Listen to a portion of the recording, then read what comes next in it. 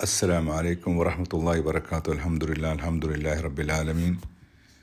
അസ്സലാത്തു വസ്സലാമു അലാ റസൂലില്ലാഹ്. അൽഹംദുലില്ലാഹില്ലദീ ഹദാന ലിഹാദാ വമാ കുന്നാ ലിനഹ്തദിയ ലൗലാ അൻ ഹദാനല്ലാഹ്.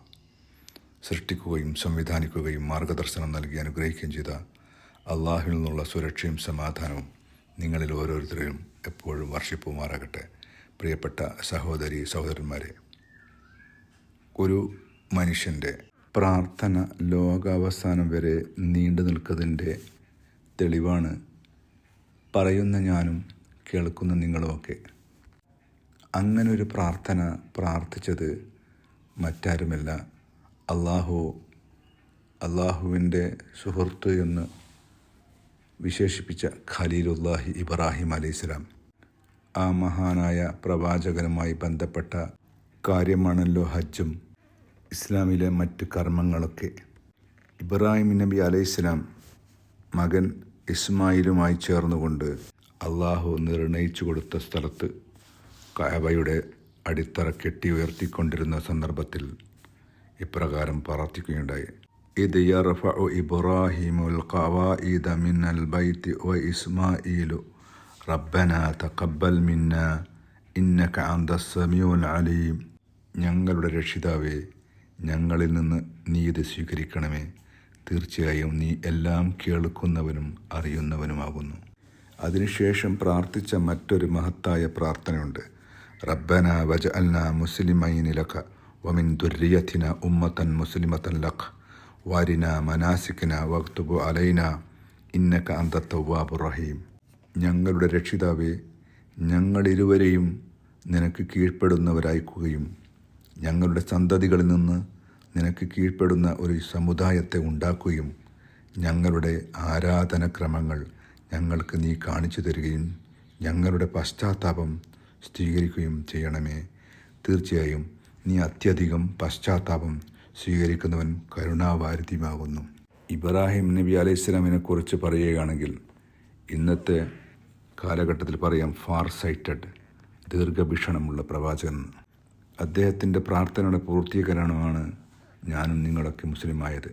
കാരണം മറ്റൊരു മഹത്തായ പ്രാർത്ഥന ആ മഹാനായ പ്രവാചകൻ പ്രാർത്ഥിച്ചിട്ടുണ്ട്: റബ്ബന വബഅസ് ഫീഹിം റസൂലൻ മിൻഹും യത്ലു അലൈഹിം ആയാതിക വയുഅല്ലിമുഹുൽ കിതാബ വൽ ഹിക്മ വയുസക്കീഹിം ഇന്നക അൻതൽ അസീസുൽ ഹകീം.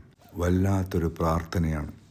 ഞങ്ങളുടെ രക്ഷിതാവേ, അവർക്ക്, ഞങ്ങളുടെ സന്താനങ്ങൾക്ക് നിന്റെ ദൃഷ്ടാന്തങ്ങൾ ഓതിക്കേൾപ്പിച്ചു കൊടുക്കുകയും വേദവും വിജ്ഞാനവും അഭ്യസിപ്പിക്കുകയും അവരെ സംസ്കരിക്കുകയും ചെയ്യുന്ന ഒരു ദൂതനെ അവരിൽ നിന്നു തന്നെ നീ നിയോഗിക്കുകയും ചെയ്യണമേ. തീർച്ചയായും നീ പ്രതാപവാനും അഗാധജ്ഞാനിയുമാകുന്നു. ആ പ്രാർത്ഥനയുടെ സാക്ഷാത്കാരമാണ് ഇബ്രാഹിം നബി അലൈഹി ഇസ്ലാമിൻ്റെ പുത്രൻ ഇസ്മായിലിൻ്റെ പരമ്പരയിൽപ്പെട്ട കഅബയുടെ അടുത്ത് ജനിച്ചു വളർന്ന മഹാനായ പ്രവാചകൻ മുഹമ്മദ് നബി സല്ലല്ലാഹു അലൈഹി വസല്ലമയെ മാനവരാശിയിലേക്ക് അവസാനത്തെ പ്രവാചകനായി അയച്ചുകൊണ്ട് അല്ലാഹു സുബ്ഹാനഹു വ തആല ആ കാര്യം നമ്മളോട് പറയുന്നുണ്ട്: കമാ അർസൽനാ ഫീക്കും റസൂലൻ മിൻകും യത്ലു അലൈക്കും ആയാതിന യുസക്കീക്കും യുഅല്ലിമുക്കുമുൽ കിതാബ വൽ ഹിക്മ വയുഅല്ലിമുക്കും മാ ലം തകൂനൂ തഅലമൂൻ. നമ്മളുടെ ദൃഷ്ടാന്തങ്ങൾ നിങ്ങൾക്ക് ഓതിക്കേൾപ്പിച്ചു തരികയും നിങ്ങളെ സംസ്കരിക്കുകയും നിങ്ങൾക്ക് വേദവും വിജ്ഞാനവും പഠിപ്പിച്ചു തരികയും നിങ്ങൾക്കറിവില്ലാത്തത് നിങ്ങൾക്കറിയിച്ചു തരികയും ചെയ്യുന്ന നിങ്ങളുടെ കൂട്ടത്തിൽ നിന്നു തന്നെയുള്ള ഒരു ദൂതനെ നിങ്ങളിലേക്ക് നാം നിയോഗിച്ചത് വഴി നിങ്ങൾക്ക് ചെയ്തു തന്ന അനുഗ്രഹം ആകുന്നു. കഅബ എന്ന ആ മഹത്തായ മന്ദിരത്തിന് വല്ലാത്തൊരു പ്രത്യേകതയാണ്.